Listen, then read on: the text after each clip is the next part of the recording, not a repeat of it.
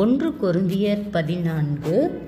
அன்பை நாடுங்கள், ஞான வரங்களையும் விரும்புங்கள், விசேஷமாய் தீர்க்க தரிசன வரத்தை விரும்புங்கள். ஏனெனில் அந்நிய பாஷையில் பேசுகிறவன் ஆவியினாலே இரகசியங்களை பேசினாலும் அவன் பேசுகிறதை ஒருவனும் அறியாதிருக்கிறபடியினாலே அவன் மனுஷரிடத்தில் பேசாமல் தேவனிடத்தில் பேசுகிறான். தீர்க்க தரிசனம் சொல்லுகிறவனோ மனுஷருக்கு பக்தி விருத்தியும் புத்தியும் ஆறுதலும் உண்டாகத்தக்கதாக பேசுகிறான். அந்நிய பாஷையில் பேசுகிறவன் தனக்கே பக்தி விருத்தி உண்டாக பேசுகிறான். தீர்க்க தரிசனம் சொல்லுகிறவனோ சபைக்கு பக்தி விருத்தி உண்டாக பேசுகிறான். நீங்கள் எல்லாரும் அந்நிய பாஷைகளை பேசும்படி விரும்புகிறேன். ஆகிலும் அந்நிய பாஷைகளில் பேசுகிறவன் சபைக்கு பக்தி விருத்தி உண்டாகும்படிக்கு அர்த்தத்தையும் சொல்லாவிட்டால் தீர்க்க தரிசனம் சொல்லுகிறவன் அவனிலும் மேன்மையுள்ளவன். ஆதலால் நீங்கள் தீர்க்க தரிசனம் சொல்லுகிறவர்களாக வேண்டுமென்று அதிகமாய் விரும்புகிறேன். மேலும் சகோதரரே, நான் உங்களிடத்தில் வந்து உங்களுக்கு இரகசியங்களை வெளிப்படுத்துவதற்காகவது, அறிவுண்டாகுவதற்காவது, தீர்க்க தரிசனத்தை அறிவிக்கிறதற்காகவது, போதகத்தை போதிக்கிறதற்காவது ஏதுவானதை சொல்லாமல் அந்நிய பாஷைகளில் பேசினால் என்னாலே உங்களுக்கு பிரயோஜனம் என்ன? அப்படியே புல்லாங்குழல், சுரமண்டலம் முதலாகிய சத்தமிடுகிற உயிரல்லாத வாத்தியங்கள் தொனிகளில் வித்தியாசம் காட்டாவிட்டால் குழலாலே ஊதப்படுகிறதும் சுரமண்டலத்தாலே வாசிக்கப்படுகிறதும் இன்னதென்று எப்படி தெரியும்? அந்தப்படி எக்காலமும் விளங்காத சத்தமிட்டால் எவன் யுத்தத்திற்கு ஆயத்தம் பண்ணுவான்? அதுபோல நீங்களும் தெளிவான பேச்சை நாவினால் வசனியாவிட்டால் பேசப்பட்டது இன்னதென்று எப்படி தெரியும்? ஆகாயத்தில் பேசுகிறவர்களாயிருப்பீர்களே. உலகத்திலே எத்தனையோ விதமான பாஷைகள் உண்டாயிருக்கிறது. அவைகளில் ஒன்றும் அர்த்தமில்லாததல்ல.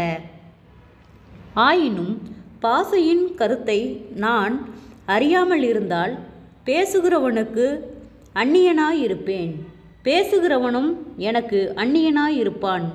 நீங்களும் ஆவிக்குரிய வரங்களை நாடுகிறவர்களானபடியால் சபைக்கு பக்தி விருத்தி உண்டாக்கத்தக்கதாக அவைகளில் தேரும்படி நாடுங்கள்.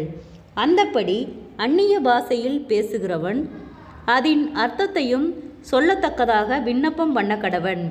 எண்ணத்தினால் என்னவெனில், நான் அந்நிய பாஷையிலே விண்ணப்பம் பண்ணினால் என் ஆவி விண்ணப்பம் பண்ணுமே அன்றி என் கருத்து பயனற்றதாய் இருக்கும். இப்படி இருக்க செய்ய வேண்டுவதென்ன? நான் ஆவியோடும் விண்ணப்பம் பண்ணுவேன், கருத்தோடும் விண்ணப்பம் பண்ணுவேன். நான் ஆவியோடும் பாடுவேன், கருத்தோடும் பாடுவேன்.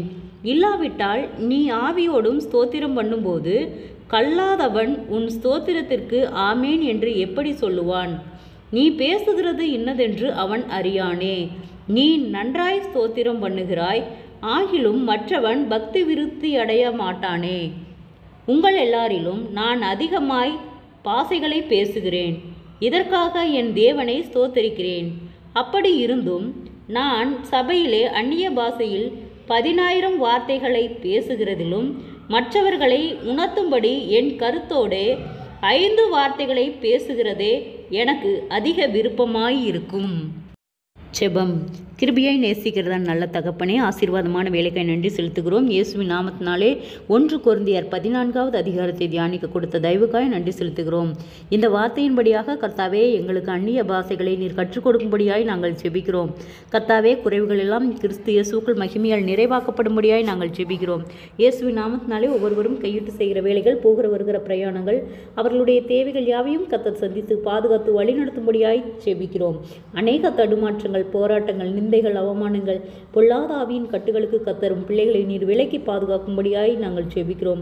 குறைவுகள் எல்லாம் கிறிஸ்து இயேசுக்குள் மகிமையால் நிறைவாக்கப்படும்படியாய் நாங்கள் செபிக்கிறோம். ஆண்டவரே, கத்தரால் கூடாத காரியம் ஒன்றுமே இல்லை. ஆண்டவரே, கடன்பாரத்தோடு இருக்கிற ஒவ்வொருவருக்காய் நாங்கள் செபிக்கிறோம்.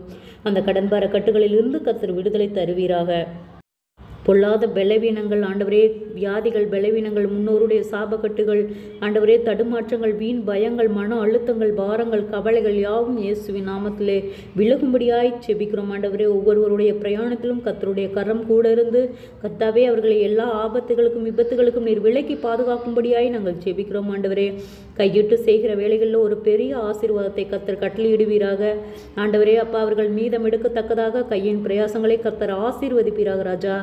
குறைவுகள் எல்லாம் கிறிஸ்து இயேசுவுக்குள் மகிமையில் நிறைவாக்கப்படட்டும் ஆண்டவரே. சோர்ந்து போன ஒவ்வொரு இருதயங்களையும் கர்த்தரே பலப்படுத்துவீராக.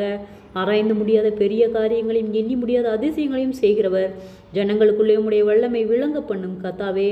நீர் ஒருவரே அதிசயத்தின் தேவன், ஆச்சரியமாய் வழிநடத்துகிறவர்.